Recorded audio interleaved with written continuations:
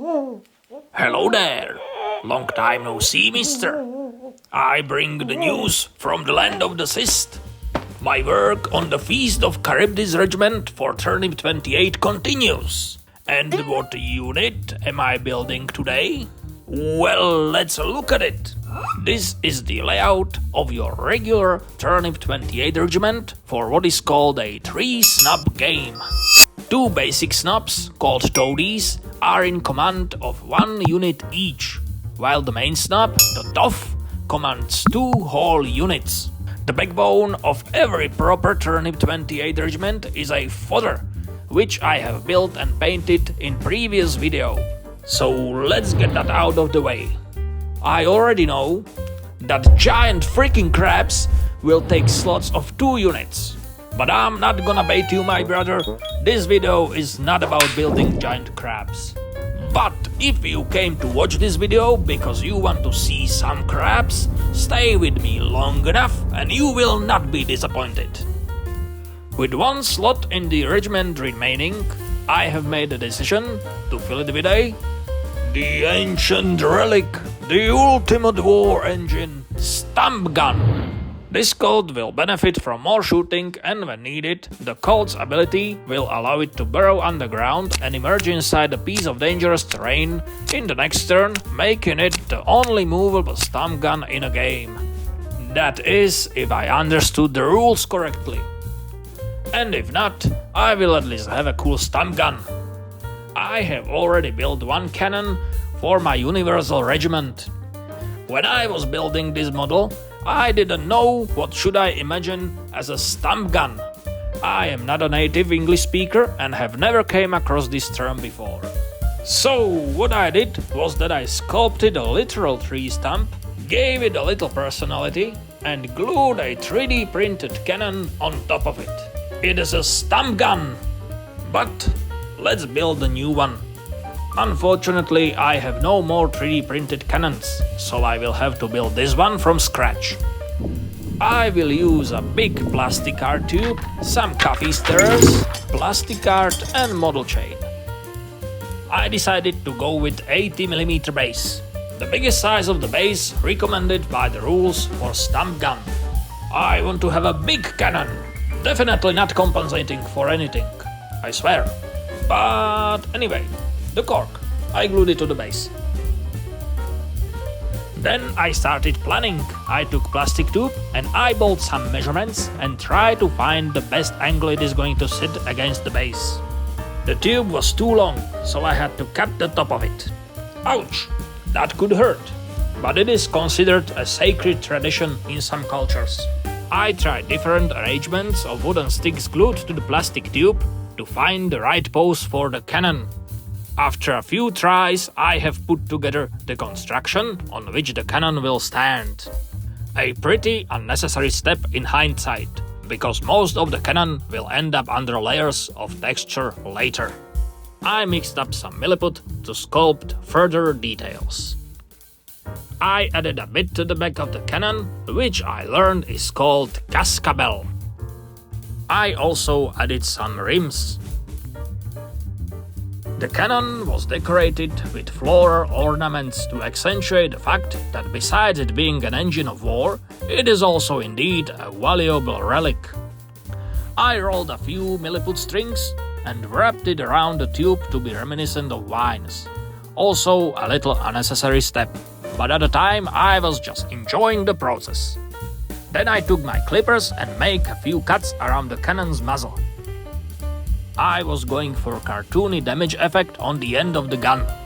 I used my lighter to make cut parts of the muzzle more malleable and bended them outwards.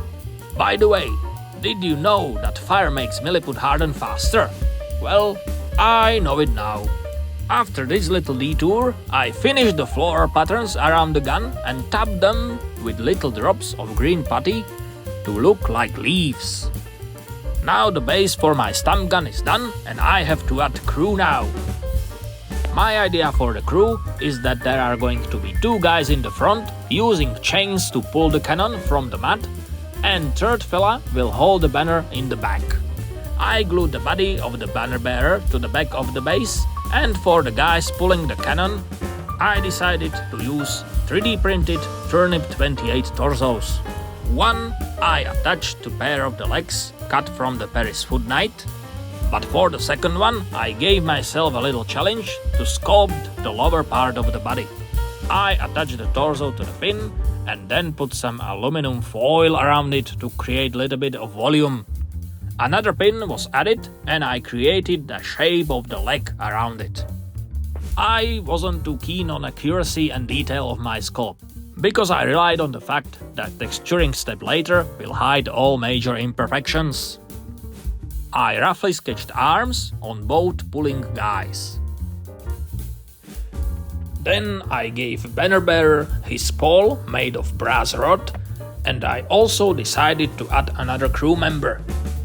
But before I sculpt anything further, I have to add swampy cloaks. I have again used water and glue with kitchen towels to start building the effect of emerging from under the swampy grounds. With cloaks all dried and hardened, I will now have to glue the chain to the cannon, pull it in the direction of pulling guys, and sculpt their hands around the chain. Et voila! I forgot to turn on the camera when I was doing it.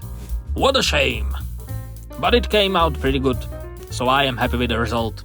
I textured the model generously in true Turnip28 fashion, and just as I presumed, it has hidden most of my sculpting imperfections. Then I made the banner from long piece of plastic art. I used lighter again to bend it into banner shape. I also textured the banner afterwards. And now for the painting. The steps are the same as they were the last time.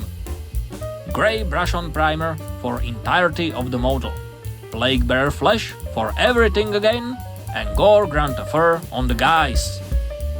But wait, oh no, I forgot to add baby crabs. Although I hate these resin bits, I have to stay dedicated to the crab team. I freed another batch of crab babies from the frame, swearing and cursing the green stuff world for entirety of the process.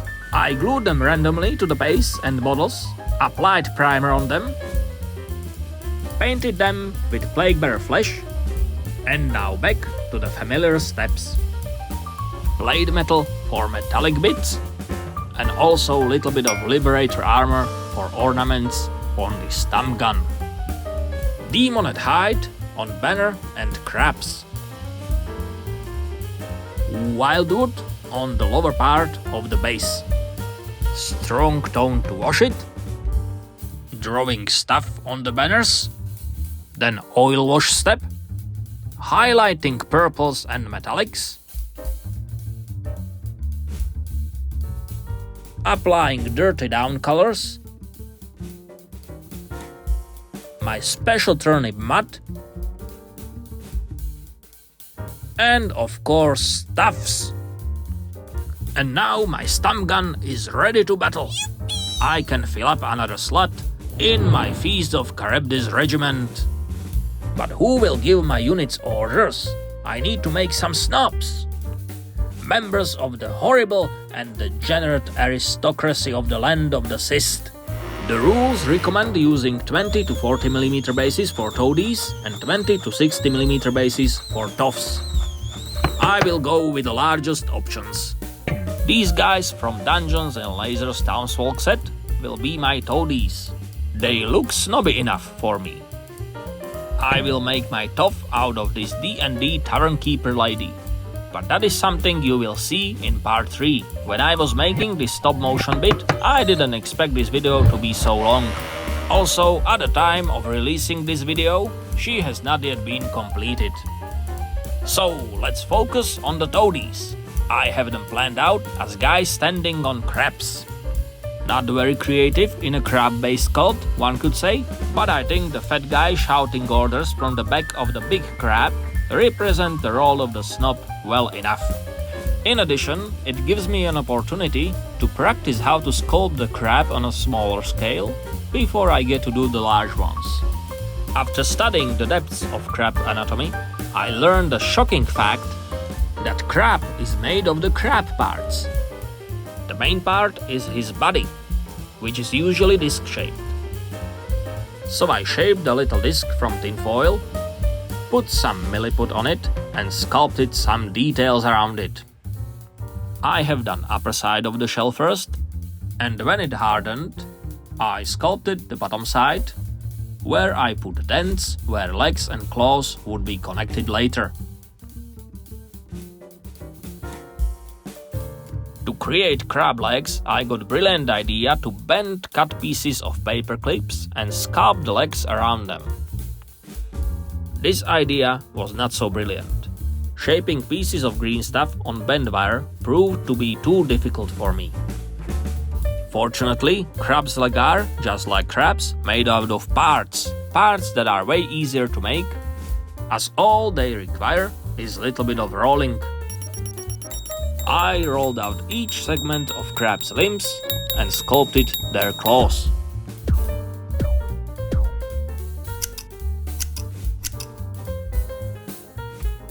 Then it was only a question of gluing the crabs together. I used super glue and helped myself with a little bit of baking soda to help speed up adhesion.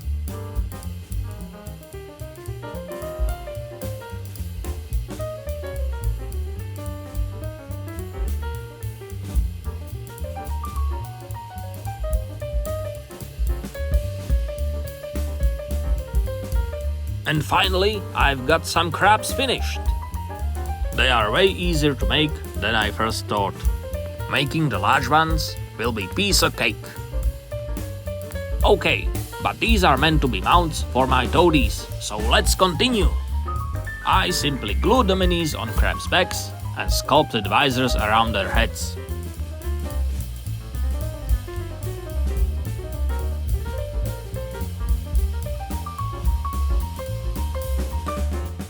I added paper towels with water and glue to make cloaks.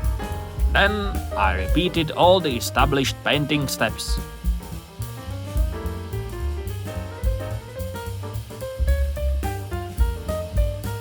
These two toadies look quite similar, so to differentiate them from one another, I painted some details with Shaish purple on the first one and Volupus pink on the other one.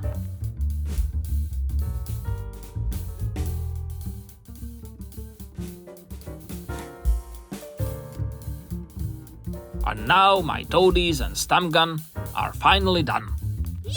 It required a little more of my creative input than my unit of fodder did to get them done, but now I see all the sculpting and scratch building was well worth it. I am pretty happy with the result, and what is most important, they are my guys. In the next part, I will build the rest of the regiment. 2 units of scuttlers, or giant frickin crabs as they are more commonly known, and I will also remake this tavern lady into the proper tough. While you wait for my next video to come out, you can give me a follow on Instagram, admire other minis I have painted, and also don't forget to leave like and comment on this video and subscribe to my channel. See you next time!